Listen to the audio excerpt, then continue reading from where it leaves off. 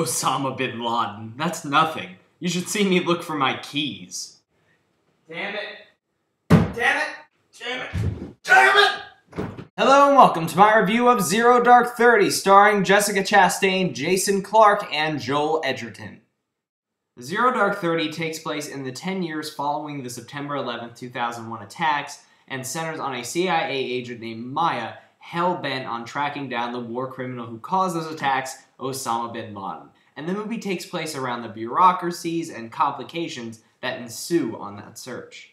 Now, with the possible exception of the impossible, Zero Dark 30 is the final 2012 film that I am going to review, and as such, that puts an incredible pressure on this movie. Not only because of that, but because of Kathryn Bigelow's previous Best Picture winning pedigree for her excellent 2009 effort, The Hurt Locker, and because of the incredible reviews this film has gotten in the previous weeks.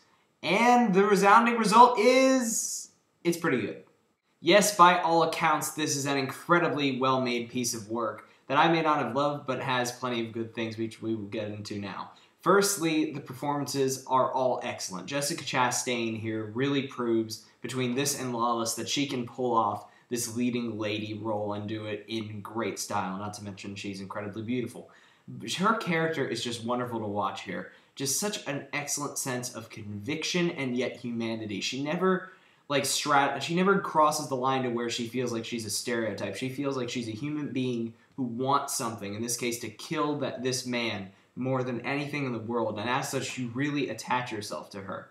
There's Jason Clarke, who's actually also in Lawless, as this kind of brutal interrogation, enforcer guy who kind of goes down to a lower level of the CIA, who's wonderful and intimidating here. You've got a bunch of actors just kind of cropped around in supporting roles with not given a terrible amount to do, but at the same time, doing a good job with what they have. You've got Kyle Chandler from Friday Night Lights as the CIA director. You have Joel Edgerton, who I think is excellent, from Warrior, given a very minor role, but entertaining enough.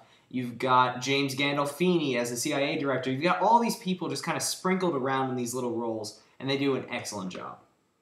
I love how consistently urgent this movie feels. Director Kathryn Bigelow never loses that sense of tension for a second, even though this movie spans a large amount of time, and a large amount of it is just people sitting in a room talking. There's always that sense like this is an incredibly urgent situation that needs to be addressed now. And you really also get behind Jessica Chastain's character, not just because of her conviction, but because sometimes the characters in the film, the other ones, are taking this attitude like, oh, he's dead, we need to focus on other things, a lot like how the general population was sort of feeling in the mid-2000s. You get really frustrated with them, and Kathryn Bigelow really does an excellent job of conveying that.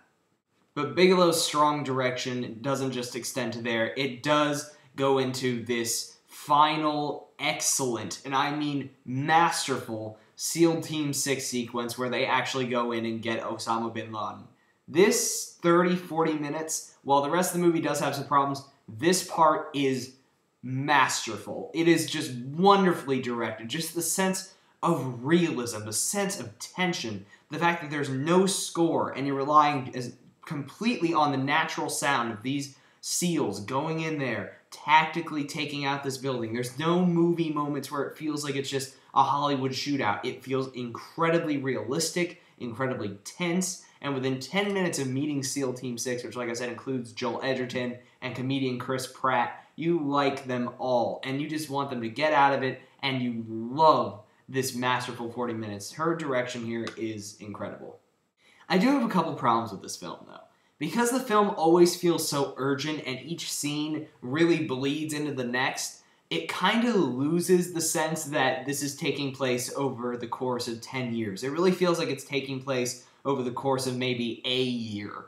And that's because this movie takes big, 1-year time jumps sometimes from scene to scene, and it feels like the characters just experienced what they did in the last scene the next day. And it just feels a little weird to me. Sometimes the time jumps in this movie just feel a little awkward. Also, there is some kind of hokey dialogue in this film. The screenplay by Mark Bowl, for the most part, moves pretty well, but sometimes and mainly a particularly corny monologue by Mark Strong feels like it's forcing the message down your throat and the motivations of these characters down your throat just a little bit too much. And also, for a movie of dealing with these events, I just wish that the movie had packed just a little bit more of an emotional punch. But overall, Zero Dark 30 is a very good film that sometimes veers into being a great film. It's well made on the whole, just incredibly well assembled, well acted, and well paced. It's just sometimes it feels a little detached from not only continuity, but emotion as well. But that being said, it's an undeniably well-directed film that's well worth checking out, and I give it 3 stars out of 4. Although I do have to say I do feel like this film is a couple notches below Kathryn Bigelow's previous effort, The Hurt Locker. And those are my thoughts on Zero Dark 30. I hope you enjoyed them. If you did, please subscribe to my channel. I'd really appreciate it. And until next time, I'm Michael Fairbanks.